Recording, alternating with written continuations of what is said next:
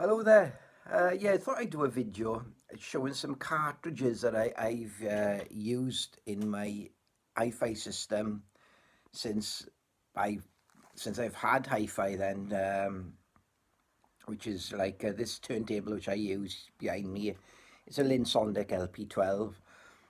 I gotta say it's around about, I'd say approximately 36 years I've had this turntable now, and yeah, so in that time, obviously, I've had to use cartridges. There's been different ones I've used and changed, and some I've actually kept. So I was going through my box of stuff where I keep things like to do with my hi-fi, and I've managed to actually keep some of these cartridges. But so I'll just go through them as best I can remember in as best I can remember as well in the order that I had them in my system. So the first one is a lot of people would recognize the actual cartridge. It is an Audio-Technica, but this particular one is the AT110E. Reason why I say a lot of people will recognize that type of cartridge body shape and this stylus guard, which was very, very popular on Audio-Technica cartridges at the time.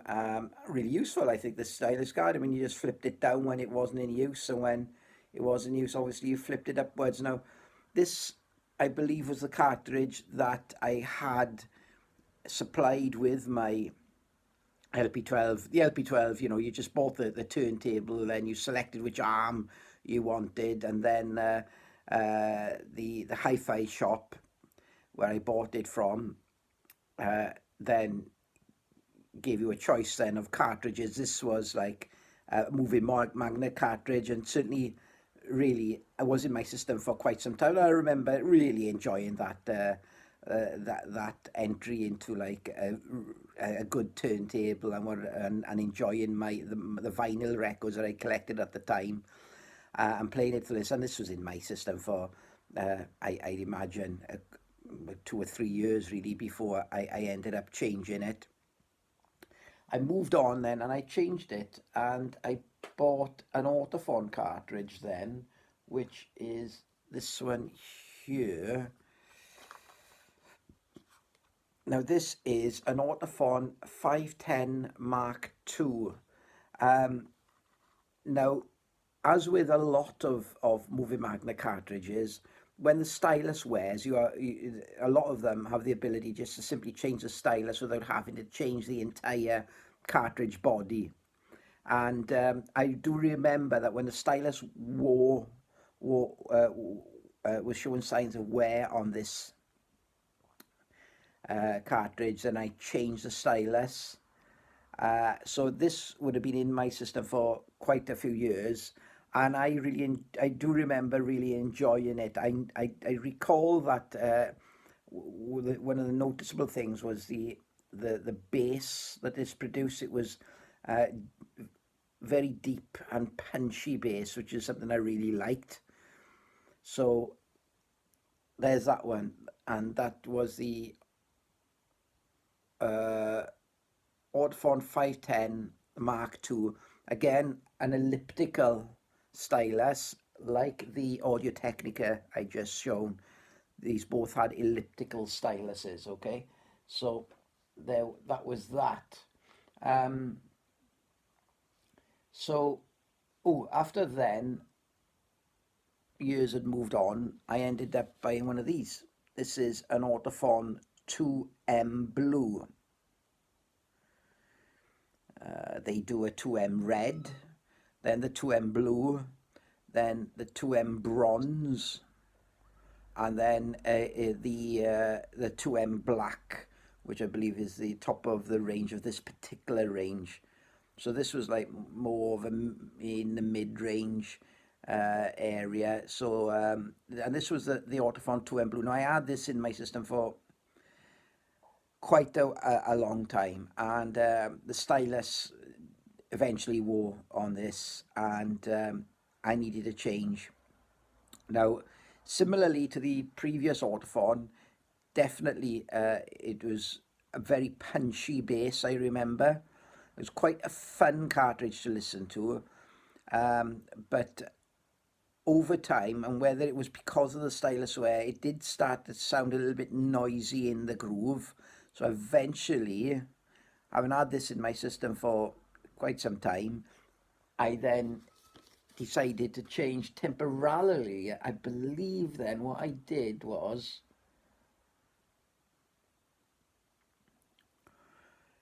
this is an entry-level Audio-Technica, but it's got a conical stylus, and I'm really surprised, really, me. I didn't expect a lot from it. It didn't produce the detail or the certainly not in the higher frequencies that previous cartridges had produced.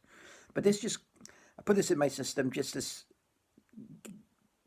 to help me for a few weeks while I decided what I really wanted.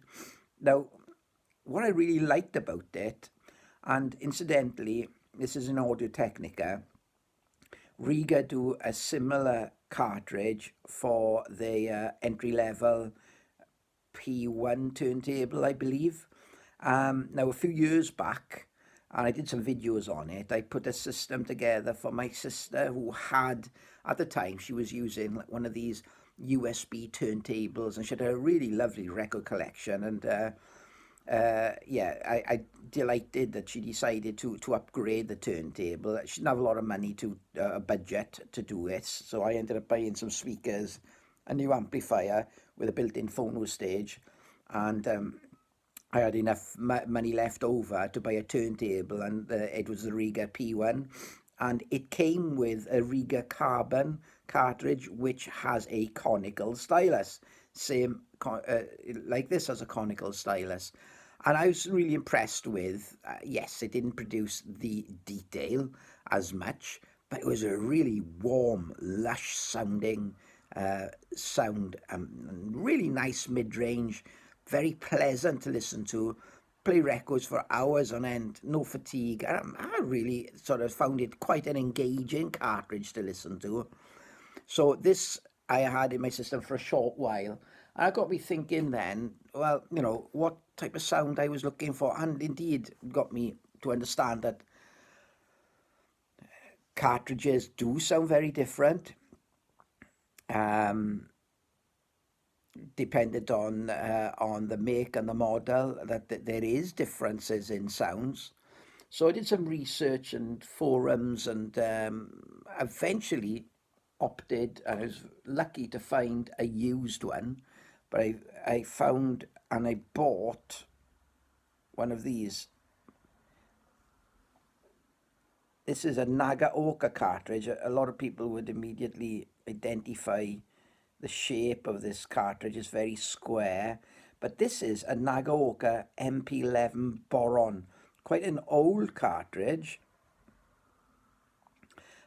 And I used this for a little while, and then I was lucky enough to find a new old stock stylus for it. So I took the, I changed it, as with some of the other, the other ones that I've shown there, the styluses could be changed without changing the cartridge body. So I just put a new old stock stylus on this. And now this has a boron cantilever. Now, when I connected this and fitted it in my system, and indeed, really important that time is taken. I've learned that lesson over time, that it's worthwhile investing in the time to use a stylus gauge, and then I use an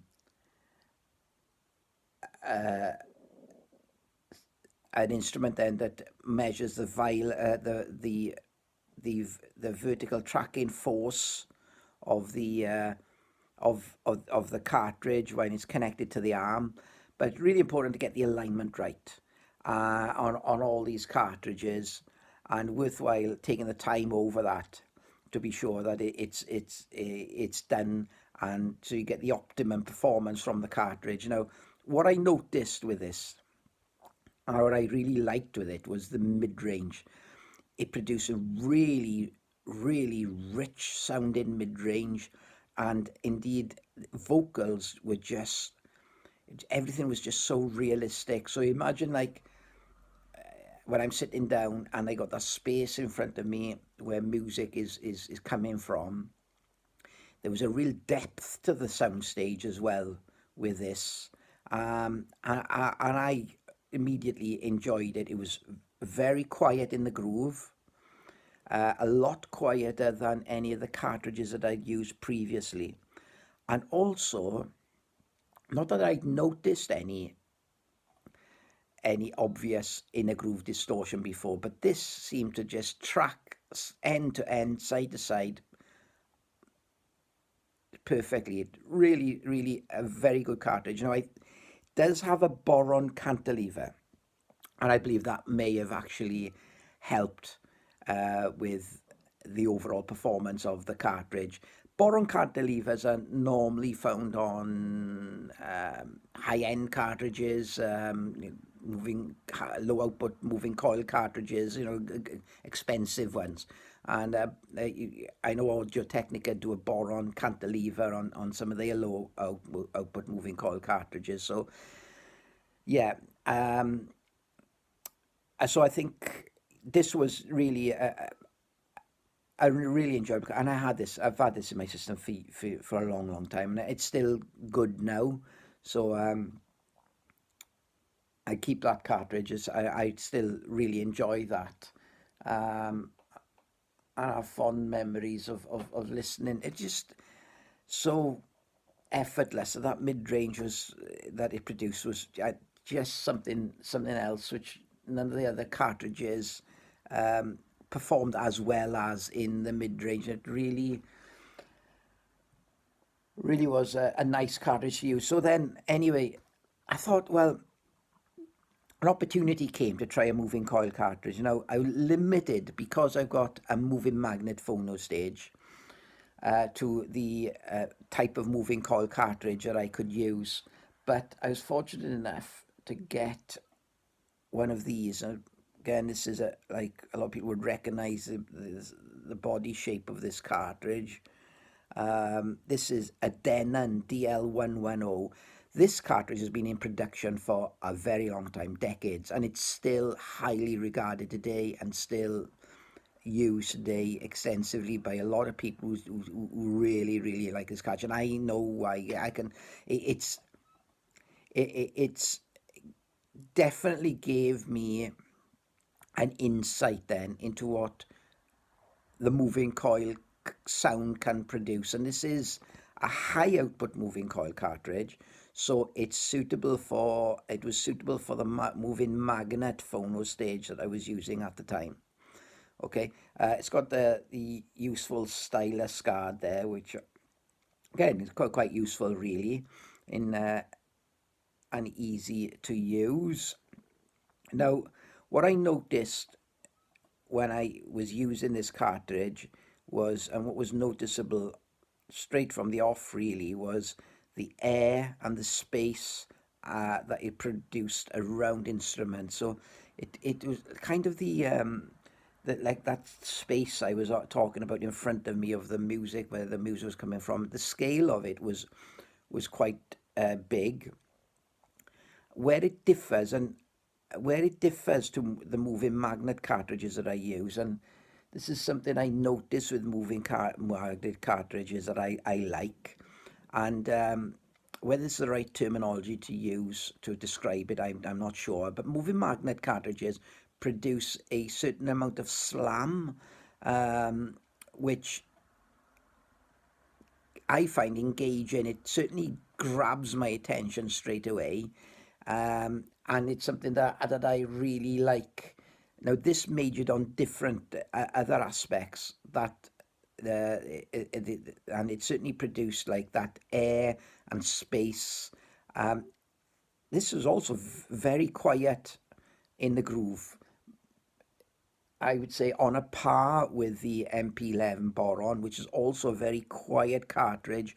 And that is a bonus as well, because it helps to eliminate then or suppress the sound of the pops and the clicks that a record can produce. And I've got a lot of second-hand records here. I do use a record cleaner, but yeah. So again, I enjoyed using this cartridge, and it's still usable. And I actually connected into my system recently just to remind me of it and its qualities. So that's a Denon DL110 high output moving coil. Right then, moving on. It also tracked really well, and it's got, now the stylus, and I didn't mention on this, it's a very, very thin stylus. I'm not entirely sure, but it certainly tracked side to side very well. Okay. Then this one. This is an AudioTechnica 440 MLB. This has a micro line stylus, so it's a very thin stylus. The tracking ability of this is fantastic. So end to end of the record, both sides, no noticeable inner groove distortion. Again, needs important that it's properly set up and connected and installed correctly. You know, as with any cartridge, if you don't have the equipment or the confidence to do it, then where you buy the cartridge from, ask the shop to do it for you, would be a good idea. See if they would actually install it for you. Now, this is a moving magnet cartridge. Again, it's got that stylus guard on the front, which was very popular with AudioTechnica cartridges at the time. As I said, microline stylus, so that ability to track end to end.